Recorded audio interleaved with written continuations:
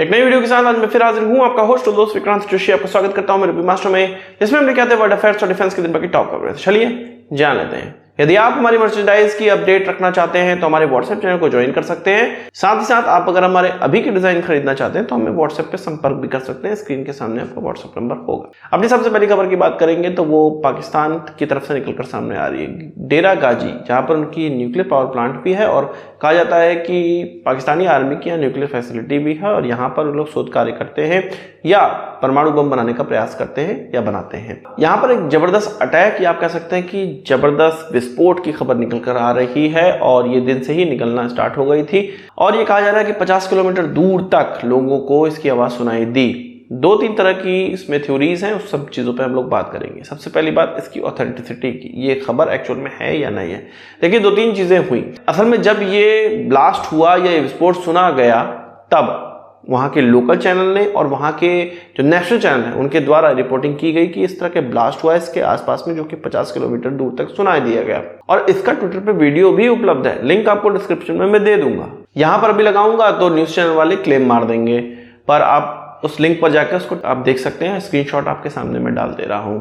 तो उस पर बताया गया और कुछ यूट्यूबर्स के द्वारा, कुछ और लोगों के द्वारा इसकी जानकारी डाली गई इंटरनेट पे। उसके बाद पाकिस्तानी आर्मी ने इनका सॉफ्टवेयर अपडेट कर दिया। अब जाके ये सारी चीजें हट चुकी हैं, कोई भी न्यूज मीडिया में निकलकर सामने आ रही है। उस जगह में कहा जा रहा है कि इंटरनेट बैन कर दिया गया है जिससे कि असली खबर बाहर ना निकल सके।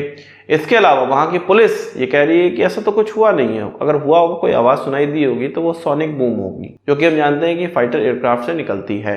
पर ऐसा कोई किस्सा नहीं है। क्यों नहीं है मैं आपको बताता हूँ। क्योंकि वहां पर एम्बुलेंस भागती हुई दिखाई दी है और कुछ ऐसी गाड़ियां जो कि आर्मी की गाड़ियां थी वो भागती हुई दिखाई दी हैं। साथ ही साथ वहां के लोकल लोगों से लोकली ये कह दिया गया है कि यहाँ से निकल जाओ। ऐसा क्यों कहा जा रहा है? क्योंकि रेडिएशन होने का खतरा होता है, ऐसा तभी कहा जाता है। और वहां से लोकल लोगों के निकलते हुए की वीडियो भी आई है, आप अपनी स्क्रीन पे देख सकते हैं। इसके अलावा स्पुतनिक वेबसाइट के लिए भी रिपोर्टिंग कर दी गई है और इसमें कहा जा रहा है कि शाहीन 3 मिसाइल, जो कि इनकी बैलिस्टिक मिसाइल है, उसका ट्रायल किया जा रहा था और वो गलती से इस लोकेशन पे जाकर गिर गई है। अब ये बिल्कुल पावर प्लांट के पास में गिरी है, कहां पर गिरी है इसका ब्यौरा नहीं दिया गया है, पर ये क्लियर किया जा रहा है कि शाहीन 3 मिसाइल का ट्रायल किया गया था जो कि फेल हो गया, अनसक्सेसफुल हो गया और इनकी उस जगह पर जाकर गिर गया जहां पर इनकी मिलिट्री का एटॉमिक फैसिलिटी है। पर कांड कुछ भी हुआ हो, इससे भारत को भी नुकसान है और पाकिस्तान को भले ही ऑफिशियल चैनल से नहीं पर बैक चैनल से तो जरूर भारत को बताना चाहिए, अगर उनके पास थोड़ा भी दिमाग होगा तो। क्योंकि भारत ही उनका ऐसा पड़ोसी देश है जो कि इस घटना में, मतलब अगर कोई रेडिएशन का खतरा है तो भारत ही उनकी हेल्प कर सकता है। साथ ही साथ इस रेडिएशन से भारत के लोगों को भी नुकसान हो सकता है, इसीलिए उनकी जिम्मेदारी बनती है पाकिस्तानी सेना की कि वो भारत को बताएं अगर इस तरह की कोई घटना हुई है तो। इसके अलावा कुछ लोग ये कह रहे हैं कि यहाँ पर ड्रोन अटैक हुआ है और ये ड्रोन अटैक उनके जो अलगाववादी लोग हैं, लड़ाके हैं, उनके द्वारा किया जा सकता है या अफगानिस्तान की तरफ से भी किया जा सकता है, क्योंकि अफगानिस्तान के रिफ्यूजियों को निकालने की बात पाकिस्तान ने कही है और उस पर प्रक्रिया भी स्टार्ट कर दी है। इसके लिए अफगानिस्तान के स्पोक पर्सन्स के द्वारा और उनकी जो मिनिस्ट्रीज बनाई गई हैं, सो कॉल्ड मिनिस्ट्रीज, उनके द्वारा भी पाकिस्तान को काफी लताड़ा गया है और कहा गया है कि लड़ाई हो सकती है। बहरहाल खबर कुछ भी हो, वहां पर इंटरनेट बंद कर दिया गया है और वहां पर जो खबरें हैं उसको बाहर नहीं आने दिया जा रहा है।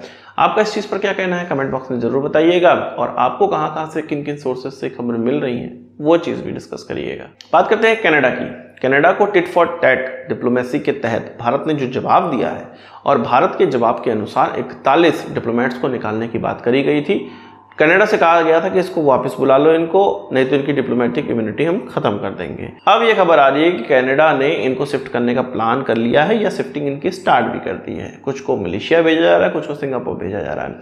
ये संख्या क्लियर नहीं है कि कितने डिप्लोमेट्स को हस्तांतरित किया गया है, भेजा गया है, उनका ट्रांसफर किया गया है, पर स्टार्ट जरूर हो गया है। इससे ये क्लियर हो जा रहा है कि भारत जो कह रहा है वो कर रहा है। अगर उनसे कह दिया गया कि डिप्लोमेट कम करो तो भारत इस पर अडिग है और कोई प्राइवेटली जो टॉक की बात की जा रही थी उसका कोई असर होता हुआ दिखाई दे नहीं रहा है। भारत इस चीज पर अडिग है कि अपने 41 डिप्लोमेट्स को तुम बाहर करो और पैरिटी रहनी चाहिए, जितने हमारे डिप्लोमेट्स तुम्हारे वहां उतने ही डिप्लोमेट्स तुम्हारे भी हमारे वहां होना चाहिए, क्योंकि भारत एक तरह से त्रस्त हो भी गया था।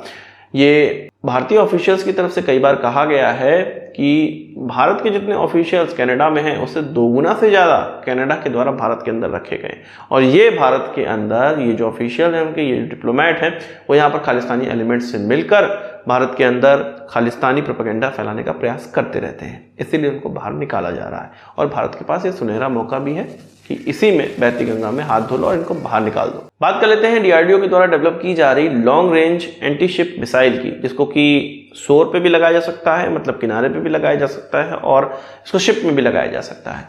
इसका सफल ट्रायल कहा जा रहा है किया गया है।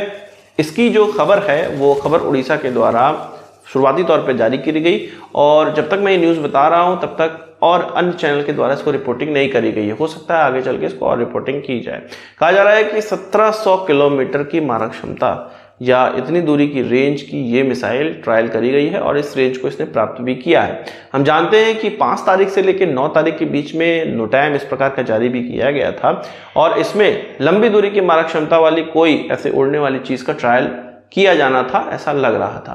तो यही वो मिसाइल है जिसका कि ट्रायल कर लिया गया है। इस मिसाइल के ट्रायल के बाद जो दुश्मन देश के शिप्स हैं उन पर अटैक करने की जो भारत की कैपेबिलिटी है वो बढ़ जाएगी। साथ ही साथ इसका इस्तेमाल इंडियन नेवी अपने जो समुद्री किनारे हैं उनको सुरक्षित करने में भी कर सकती है।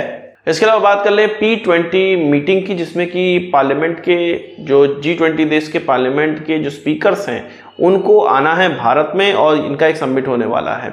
इसके लिए कनाडा की तरफ से अपनी हामी भर दी गई है और कनाडा के स्पीकर भारत पहुंचेंगे।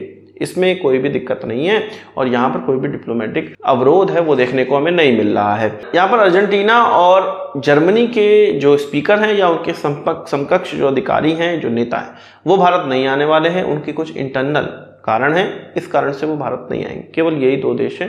बाकी इसके अलावा कुछ देश ऐसे हैं जो कि G20 के भाग तो नहीं है, पर उनके ऑफिशियल्स भारत आने वाले हैं, और इनकी संख्या कुछ 50-60 के लगभग है। वहीं कुछ के प्रेसिडेंट, कुछ के वाइस प्रेसिडेंट, बहुत से लोग आने वाले हैं भारत में, और ये P20 मीटिंग होने वाली है। वीडियो के अंत में हमारी मर्चेंडाइज की वीडियो लगा दो।